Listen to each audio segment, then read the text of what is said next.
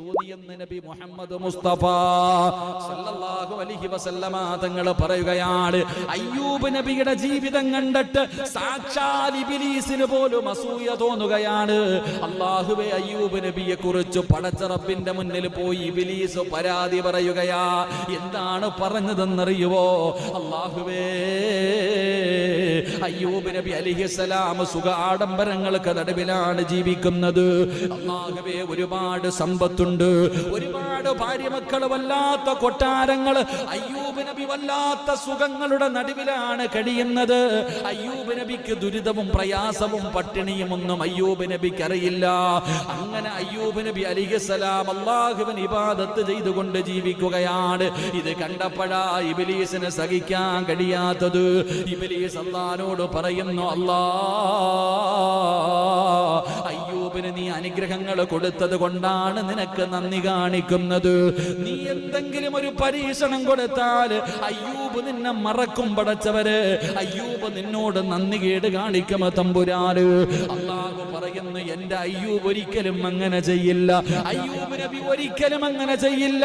ഇബ്ലീസ് പറയുന്നു, ഇല്ല പടച്ചവനെ, ചെയ്യും തമ്പുരാന്. അയ്യൂബിന് നീ പരീക്ഷണം കൊടുത്താ നിന്നെ അയ്യൂബ് മറക്കും തമ്പുരാന്. അല്ലാഹുവേ, അവിടെന്ന് പടച്ച റബ്ബിന്റെ മുന്നിൽ ഇബ്ലീസ് പറയുമ്പോ അല്ലാഹു സുബ്ഹാനഹു വ തആല പറഞ്ഞു, ഇല്ല. അവസാനം ശൈത്താൻ അവിടെ നിങ്ങനെ പറയുമ്പോ അല്ലാഹു സുബ്ഹാനഹു വ തആല അയ്യൂബ് നബി അലൈഹിസ്സലാമിന് ഒരു പരീക്ഷണം കൊടുക്കുകയാണ്. എന്റെ പ്രിയപ്പെട്ട മുസ്ലിമേ, ഒറ്റ ദിവസം നേരം വെളുക്കുമ്പോ 81 വർഷക്കാലം സുഖ ആഡംബരങ്ങൾക്ക് നടുവിൽ ജീവിച്ചിരുന്ന അയ്യൂബ് നബി അലൈഹിസ്സലാം തന്റെ വീടവിടന്ന് തകരുകയാണ്. തന്റെ കൃഷിയിടങ്ങൾ മുഴുവനും നശിച്ചു പോവുകയാണ്. തന്റെ സമ്പത്ത് മുഴുവനും നശിച്ചു പോവുകയാണ്. തന്റെ ഭാര്യ സന്താനങ്ങളിൽ പലരും മരണപ്പെട്ടു പോവുകയാണ്. ഇന്നലത്തെ കോടീശ്വരനുണ്ടല്ലോ, ഒരു നേരത്തിന് അന്നത്തിന് വകയില്ലാത്ത മനുഷ്യനായി അയ്യൂബ് നബി എവിടെന്ന് മാറുകയാ. അയ്യൂബ് നബിയുടെ സർവ്വതും നഷ്ടപ്പെട്ട് കഴിയുമ്പോ ഇബ്ലീസ് കടന്നു ചെന്നിട്ട് എല്ലാം നഷ്ടപ്പെട്ടു പോയല്ലോ അയ്യൂബ് നബി അലൈഹിസ്സലാമിനോട് പറയുമ്പോ അയ്യൂബ് നബി പറഞ്ഞ മറുപടി എന്തെന്നറിയോ? അൽഹംദുലില്ലാഹ്, എല്ലാം അല്ലാഹു തന്നു, ആ റബ്ബ് തന്നെ തിരിച്ചെടുത്തു. എല്ലാം അല്ലാഹു തന്നു, ആ പടച്ച റബ്ബ് തന്നെ എല്ലാം തിരിച്ചെടുത്തു. അയ്യൂബ് നബിയുടെ മറുപടി കേട്ട് ഇബ്ലീസ് തോറ്റുപോവുകയാ. എന്നിട്ടും അല്ലാഹു സുബ്ഹാനഹു വ തആല പിന്നെയും അയ്യൂബ് നബിക്കൊരു പരീക്ഷണം കൊടുക്കുകയാണ്. ഒരു മാരകമായ രോഗമാണ്. ഇന്നങ്ങനെ ഒരു രോഗം ലോകത്തൊരു മനുഷ്യനുമില്ലല്ലോ. അയ്യൂബ് നബി അലൈഹിസ്സലാമിന് അല്ലാഹു ഒരു രോഗം കൊടുത്തു പരീക്ഷിക്കുകയാണ്. ശരീരം മുഴുവനും പഴുക്കാൻ തുടങ്ങി, അവിടുന്ന് പഴുത്തു പൊട്ടാൻ തുടങ്ങി. അല്ലാഹുവേ, ചലമിങ്ങനെ ഒലിക്കാൻ തുടങ്ങി. അയ്യൂബ് നബി അലൈഹിസ്സലാമിന്റെ ശരീരത്ത് നിന്ന് ദുർഗന്ധം അടിക്കാൻ തുടങ്ങി. ഇബ്ലീസ് പോയിട്ട് കുടുംബക്കാരോട് പറഞ്ഞു കൊടുത്തു, ഈ രോഗം പടരുന്നതാണ്, ഈ രോഗത്തിന് മരുന്നില്ല. ഈ അയ്യൂബിന്റെ ശരീരത്ത് വന്നിരിക്കുന്ന രോഗം പടർന്നു കഴിഞ്ഞാൽ വല്ലാത്ത പ്രയാസമാണെന്ന് നാട് മുഴുവനും പറയാൻ തുടങ്ങി.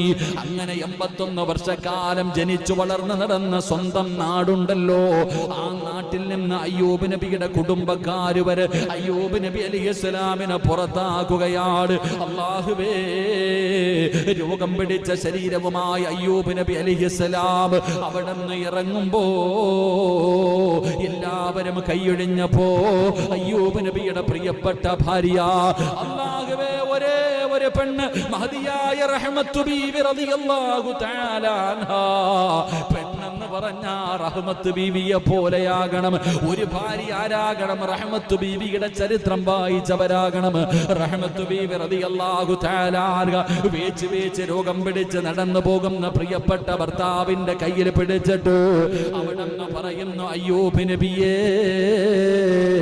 ഞാനുണ്ട് നബിയേ.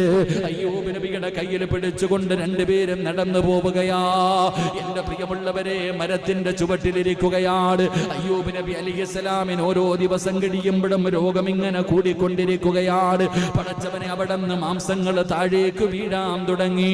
അല്ലാഹുവേ, പടച്ചവന് അയ്യൂബ് നബിക്ക് നടക്കാൻ കഴിയാതെ എവിടെയെങ്കിലും കൊണ്ടുപോയി ഒരു ഭാഗത്ത് വെച്ചിട്ട് അയ്യൂബ് നബിയുടെ പ്രിയപ്പെട്ട ഭാര്യ പടച്ചവൻ അടുത്തുള്ള വീടുകളിൽ പോയിട്ട് അവിടെ നിന്ന് പാത്രം കഴുകിയിട്ട് അവിടെ നിന്ന് കിട്ടുന്ന ഭക്ഷണം കൊണ്ടുവന്ന് അയ്യൂബ് നബിയെ നോക്കുകയാ. പടച്ചവനെ വർഷങ്ങൾ കഴിഞ്ഞുപോയി.